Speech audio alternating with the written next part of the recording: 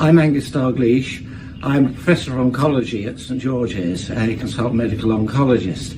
And I have started to notice that several of my patients have melanoma who've been stable with stage 4 disease. They've had very good immunotherapy or other treatments, and I've been reviewing them from 5 to 20 years.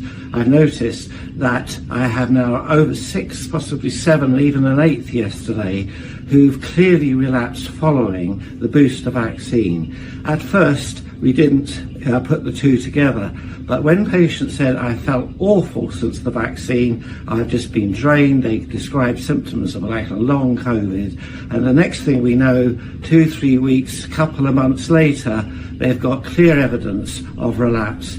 And these relapses are quite aggressive. They're not a gentle relapse. They're relapses that are requiring systemic therapy as opposed to a little nodule that requires surgical excision.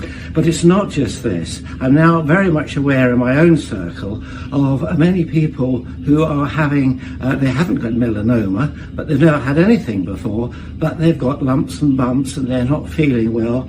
And 2 people I've interviewed at great length, they all put it down to feeling awful after their booster. They were fine with the first 2 vaccines or just had shivers, flu, etc. But they've described being very tired, very fatigued, wanting to stay in bed. And this has dragged on to the point where they've gone to the doctor and they've had blood counts and investigations.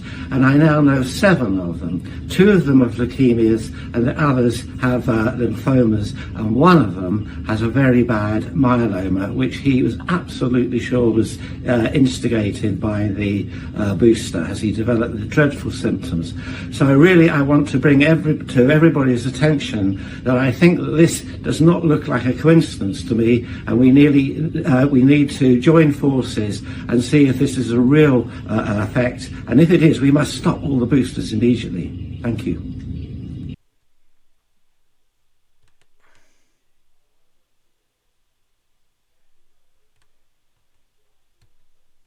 So that was a doctor in the United Kingdom talking about the booster shots. Today is Tuesday. It's about 12 p.m. Eastern Standard Time here in East Tennessee. It is September 9th. All right, so we'll start with that. Came across that video. I think it was a little bit older, obviously, because he's just talking about the first couple boosters there and so forth. But I also wanted to tie into the RFK with the Democrats going after him in the Senate like crazy. And you know, a bunch of things thought of me. One, we all know about the amount of money Big Pharma gives. Like, there's no reason to go deep in that. Both sides of the aisle, political action committees, the works. We know they do that, okay? And we know they compromise. But one person says, and Bernie Sanders kept bringing up, 100,000, they represent the AMA. First of all, a lot of these medical organizations, again, they're a type of NGO, they're on the board. In many cases, they received funding. Who was in charge of funding? Well, the head of NIH, after it's allocated from Congress, sends the specific funds out and has a lot of controlling interest. Just the way like lawyers and big hospitals, they built policy based upon the recommendations of the federal government for legal purposes, right? You're a corporation, you own 10 hospitals, you're going to follow those policies for liability purposes, okay? Another point that in the hearing that came out was they were talking about Elizabeth Warren was talking about whether that he somehow RFK broke his promise because he denied access to the COVID shots. Okay. And he says, no, we changed the recommendation. Okay. That doesn't mean you can't get it. That means it just might not be covered by an insurance company or might not be available in a certain state. That is him not pulling it. That is the repercussions of that state government setting its own policies and whether the insurance you have will cover it or not. And by itself, these things aren't expensive on top of that as well. Now, let's also keep in mind, let's just take, you have several countries have extradition requests against Fauci. You have many nations, including India, filing lawsuits against these corporations that made these vaccines. Okay. And they're not all. Denmark, I believe it's Denmark, can't get it at all pretty much anymore, except specifically indicated for a certain person over a certain age. It is no longer recommended in the United Kingdom or France, either age 65 and 50 for the other. This is not a new trend that RFK is going to. And what the key thing about what this doctor is talking about, okay, is that he doesn't even flat out say it's that. He said his patients think it's that, and it's coincidental based upon their past medical history and the history charted of these individuals when they got the booster, and now they're getting this. We also know we've had jump and turbo cancers, other types of cancers, and again, this is one I always stress, excess deaths all across the West. Pandemic comes, you have a gap up. Pandemic goes, you should have a gap down. But we didn't. Why? Following the pandemic came the rollout of this. And if you chart any of the information, including the Cleveland study about those employees they tracked in the very beginning of the rollout, the Cleveland Clinic study, and others as well, there is a slope up based upon how many shots you got. It's like some of them were like, well, I got it. I got 6 shots. I got COVID 6 times. Okay. Because that's how this particular mRNA shots, right? And then if you watch my other video with the coroner who's going on a British television to talk about what he's finding, which I've heard before of these fat globulates, which have been tested, and apparently they don't have magnesium, or at least the levels of, that would indicate as anything to do with the circulatory system or blood clotting, because it's not consistent. It's just some sort of mutated device. Okay, just remember, this was rolled out under emergency authorization.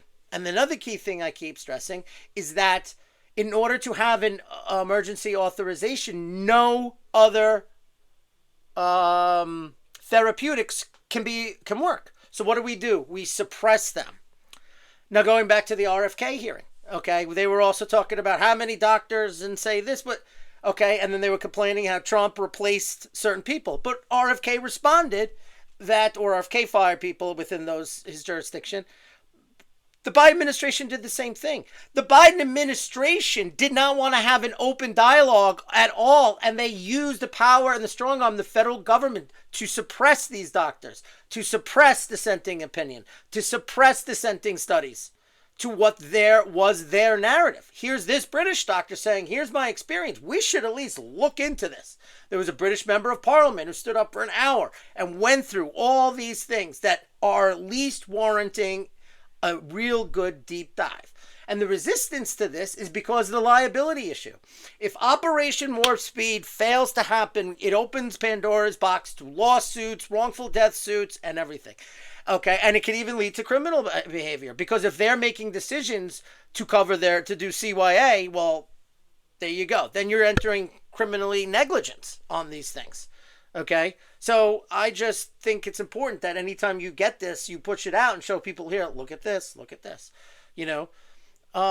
I know a lot of anecdotal evidences, from the amount of vertigo cases people have seen to, literally people dying within weeks. Now, from what I understand, there's also a 30-day window, because traditionally with vaccines, they're looking for some type of allergic shot. So if something happened 2, 3, 4 months ago, the shot, it takes time the way this thing works, right? Because your body's producing all of these spike proteins, and then it has to filter through your system. That triggers the immune response to go through. So basically, it's not in the same window. And if you're getting things like myocarditis and pericarditis and all these inflammations, okay, that could take time to really cause the damage to show effect. So you're not even looking at, like when it comes to VAERS reporting and things like that, you're not even looking at the traditional way doctors are told to look at vaccines when it comes to reporting possible side effects, because of that 30-day window. Okay, but again, I'm pushing this, this sideshow that was, so according to the Democrats, everything should ever be covered by an insurance company. 2, and they always like to say what the rest of the world does on so many issues, but they moved away from the shots. RFK's doing the same thing, and it's an anomaly. And the AMA or the whatever is insane.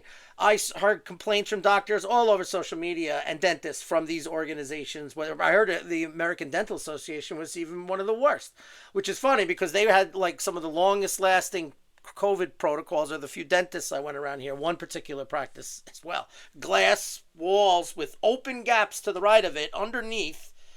They weren't wearing masks, but made me wear. I was like, no, thank you. Okay, it's fine. This doesn't make any sense, and I'm not playing your games. So Anyway, so I thought I'd start off with some COVID because, I'm in the camp. Don't let this go. I want to get to the bottom of this. Okay. So let's jump into our next story. President Trump has just signed an executive order requiring an audit of every NGO which relies on federal funding. It kind of ties in a little bit with things like AMA, a non-governmental organization. That is funny. See, the key underlying problem with the whole NGO environment and how many contractors there are is that they have lobbyists, connections, and they get, whether it's a USAID or something like what's her face from Georgia that, she got $1 billion for her political action community NGO and quote unquote certain charities and all this. Okay, it becomes a leviathan that's self-feeding, and it leads to corruption, waste, fraud, abuse. It leads to them operating in a world that is separate from the president. So, the media's been going crazy because the Supreme Court ruled that Trump can fire this FTC commissioner. Okay, that was just the other day. Well, why not? I don't understand. He says, one guy on, I think it was MSNBC, actually said that Trump, he has control of the whole federal government. He does. It's called Article 2 power. He is the elected head of the federal government. He cannot fire a congressman. Why? Because it's a separate and co-equal branch. He can't fire a Supreme Court justice. Why? Separate, co-equal branch. But the founding fathers put the power of the head of the federal government, just like a CEO, the president. Why? Because he's the only one accountable and elected to and by the people. Okay? So absolutely he could fire an FTC commissioner. They don't operate outside and just go on. They are accountable to the people, in this case, the elected president of the United States, and also the oversight of the other branch of government, Congress. Okay? So I don't understand the shock here. Why these people think that these things can just keep going. And that's what they're talking about when they always say protect democracy. They're talking about their progressive neoliberal institutions that they have created post-war domestically as well as on the foreign policy side. That's what they're talking about. That liberal-based order, that domestic system they built. And they think that has anything to do with democracy. Democracy is just me voting for something. That's it. Demos, people, democracy. Okay? But it's their view and image. It's the institution. Okay? And they personally benefit from these institutions. Oh, I'll set this up. Make sure you donate here. And then in my bill, your NGO gets this amount of money. And I'll make sure I pay myself, $180,000 for being the head of that NGO. Thank you. There's a lot of that going on. So, absolutely every NGO. And then you'll learn things too. Collateral damage. Like, was Fauci withholding funds if he got pushback from certain organizations? Did he replace people, put pressure on boards to make sure that they advanced the narrative that he wished to do it? If the federal government is pushing social media companies, it's a lot easier to do an entity of the federal government or something with connection with the federal government. So I'm sure you're going to find all this stuff. So this jumped out at me. This needs to be done for all the NGOs. And I don't care if it's Catholic Charities, the American Medical Association, anyone that receives federal funding, accountable of those funds is the CEO of the federal government, the President of the United States, accountable to the people. All right. Moving on. So here we go. Big thing with Chicago. Alert. ICE has arrived in Chicago. So I've been conflicting with this whole Chicago and crime thing with the federal government. It's a local issue. That's my first response. Why should taxpayers pay for crime in that based upon the policies of the elected people in that area did? Okay. Then there's the counter argument. Well, it's federal funds they're receiving for many law enforcement categories. Okay. And there are a lot of people trapped here who are having their civil rights violated. So I went back and forth on this, whatever.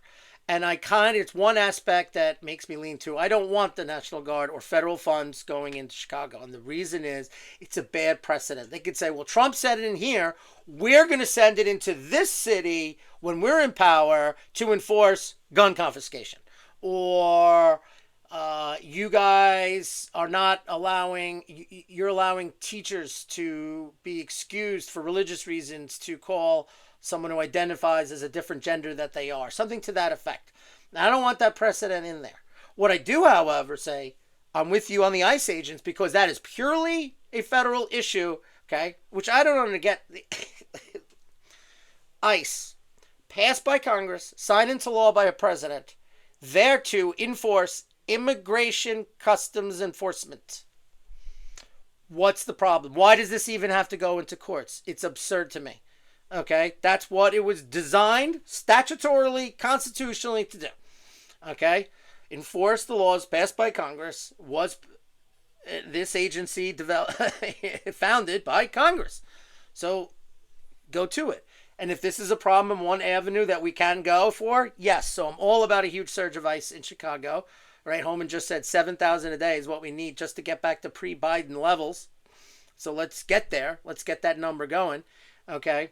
And pull funding. Pull funding. You're not enforcing this law. You're letting people out on the streets. You're doing this. Just pull the federal funding. That's it. Increase ICE, pull federal funding. So that's my position on this. And I'm glad it's going up.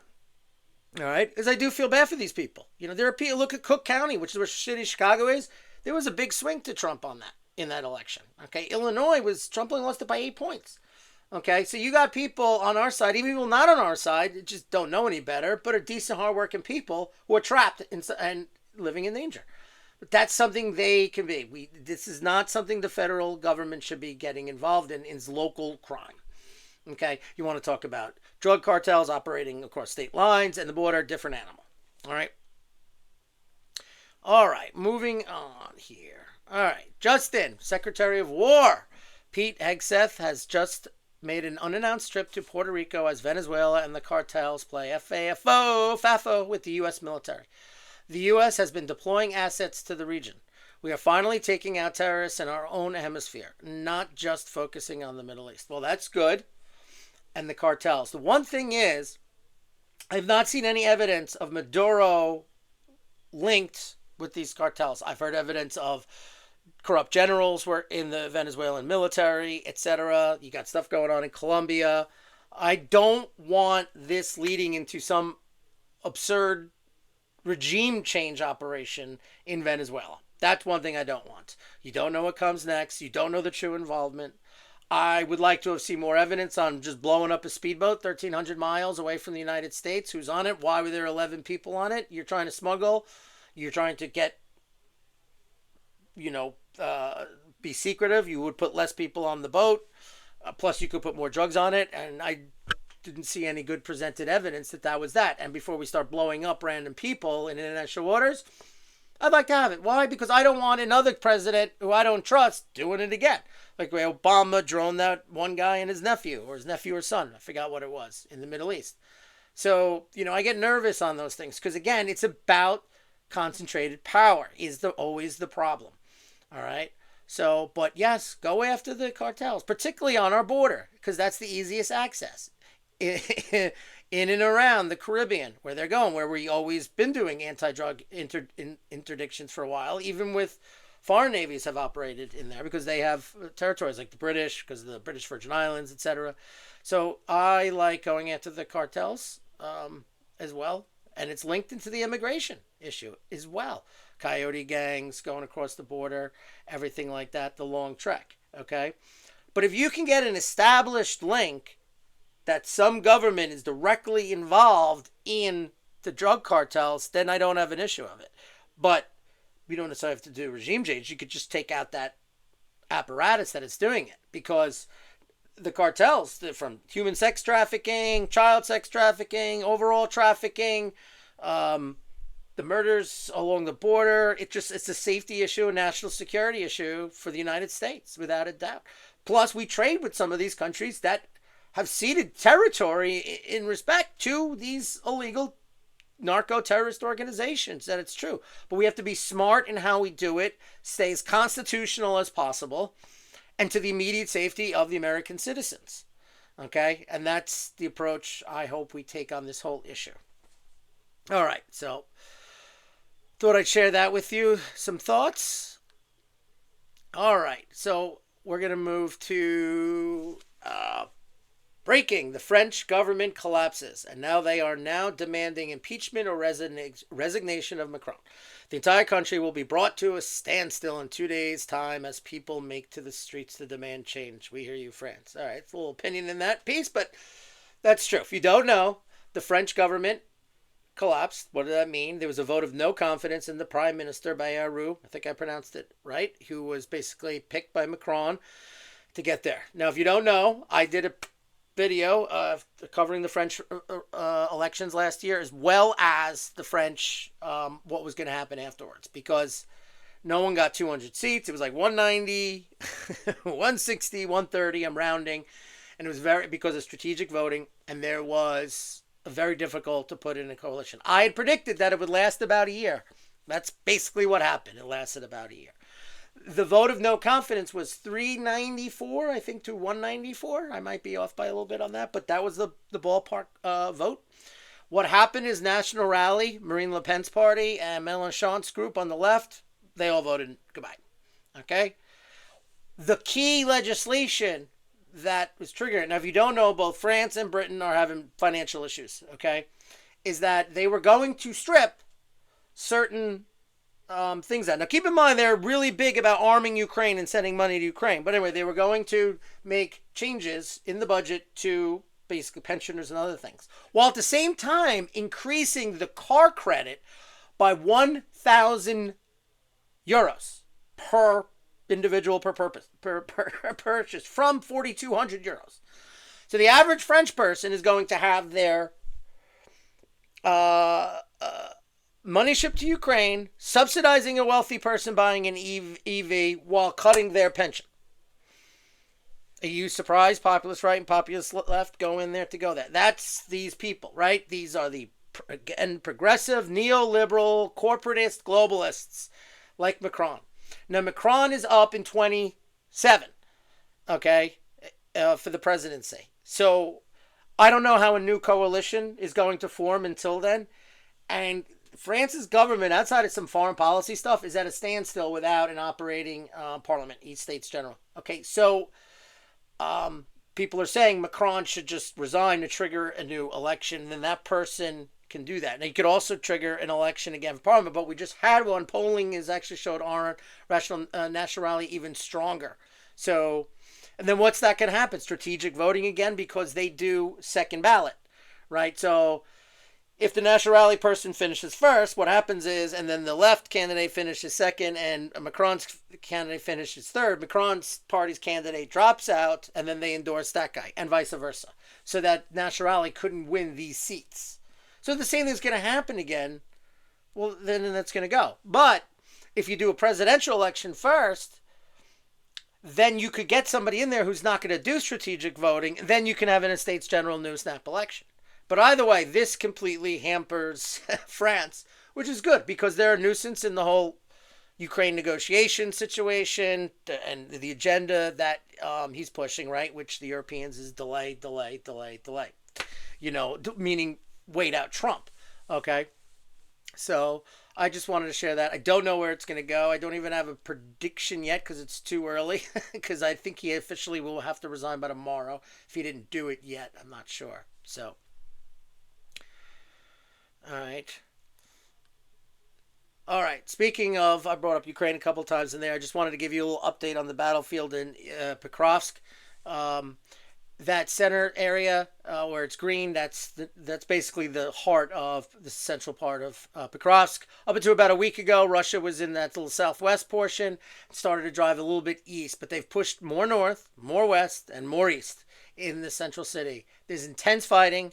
Ukraine is pouring in massive assets, and the reason for it is because behind Pokrovsk is the last belt of Ukrainian constructed fortifications. After that, there's really nothing left. It's basically open villages to the Dnieper. Now, to the north of this, you have Konstantinivka, which is part of like a tri-city situation with Sloviansk and Kramatorsk. Russia is pummeling the supply routes, the reinforcement routes, and everything. And they are just going very slow with the infantry on the ground. Ukraine's got artillery and drones, too. That's the drones are the big things, right? And but Russia's just grinding them out.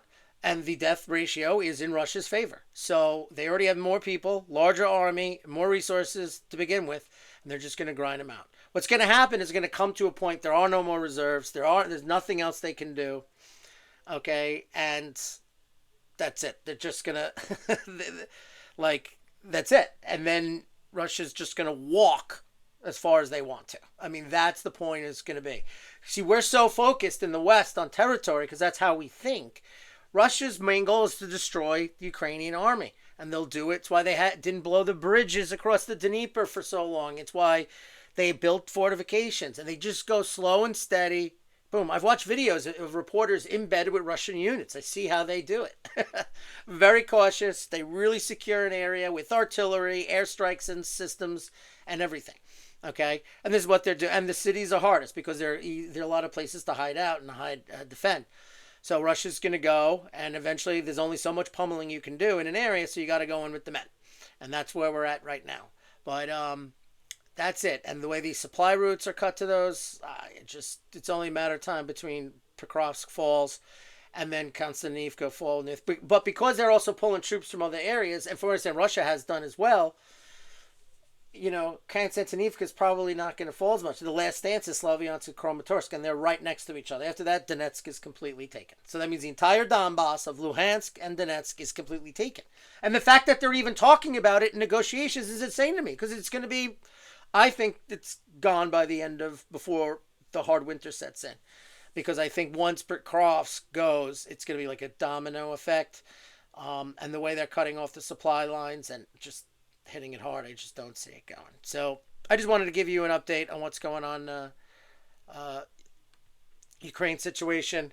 One other thing on the foreign front I want to talk about, if you didn't know, Israel took out the entire Hamas leadership in Qatar all in the last couple hours. They struck them in Doha. So, you know, coincidence? Trump put out a worn out truth a couple days ago about the negotiations. Now there's no one to negotiate with. Israel's doing the evacuation of Gaza, so we'll see what happens there. I heard rumors that Qatar darn well knew this was going to happen. Qatar's going to play the game what's better for Qatar, even though they support the Muslim Brotherhood. So if it's play nice with the United States right now, and that benefits them, that's the way they'll go. That's what they've been proven to me over the years. One other story I also want to, John, because it was kind of, it's the left is going like nuts at this, because if you remember last year, they lowered the job revisions down for like the prior year, 800 and I think it was 65,000. Well, they just did it again up through March, 911,000. So, okay, now, but it's through March. Trump took over January 20th. So his policies, there's not one economic policy that's circled in through March yet that had any impact.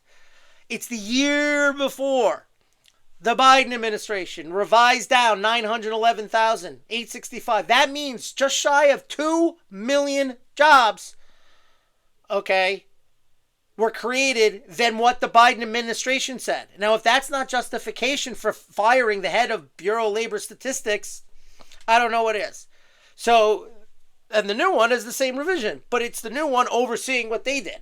Okay, so to me, it tells me they were purposely doing it, and then when it was the right time, they thought they released the number down because they wanted to go. Because the markets have already set these things in on the monthly numbers. They never focus on the revision from the prior month, which is stupid because that's what people do. Because then that means the revision, the new number, is wrong also, even if it is right, because it's based off a prior bad number when it comes to month over month, you know. Maybe outsource these people, okay? But maybe this BLS person is doing a good job. I believe it's Anthony.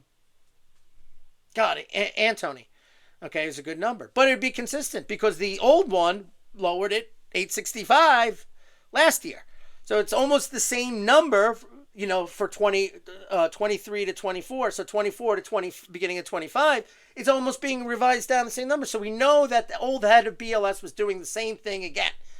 It's just a new person caught it. She ratted herself out with the number. Oops. Okay, maybe she pulled an oops because of the election and everything, probably. But she wanted to get it out there, so it was 100% wrong on the official record, right? So you fudge. All right, this is a good time, late in the summer. People are out, they won't know. That kind of a thing. So, but now it happened again. And it was all under the Biden administration, again, except for 1 month, the full month of March. But Trump's policies had nothing to do with that. So there you go. So I wanted to share that little piece of news with you, everything going on. So we got some, so the Dutch election's going on in end of October. Polling hasn't moved since the last one I put up. It looks like to me it's going to be a tight election again.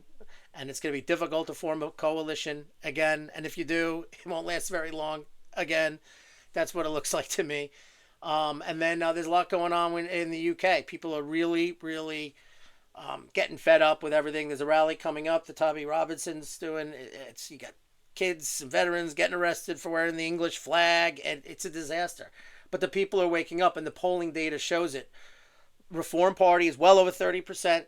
By themselves. Tories are down to 17, 18, and Labor's like at 23. Okay, so and Nigel Farage has already announced some policies about deportations and everything, and he's also said he's going after seats in London because local elections are coming up. But Starmer with these numbers cannot survive. The problem is because of first past the post and because Tories and Reform kind of split the ballot, Labor got in with the lowest vote total they got in the last 3-4 elections. But they won 2/3 of the seats. So they would have to vote their party leader out completely. So the best you could really hope for, because they'll go the whole 5 years to stay in power, right, is replace Starmer with someone who they think can improve their numbers, and go out. But it comes to a point where people are like, you can't have a 16% approval rating and be governing a country. It's like, come on. But anyway, that's my brief set of opinions going on this Tuesday afternoon. So I share with you. I'm going to try to put out another video on Friday. I'm following everything from tariffs, taxes. We got the budget reconciliation bill coming up. Shut down the government. Who gives a shit?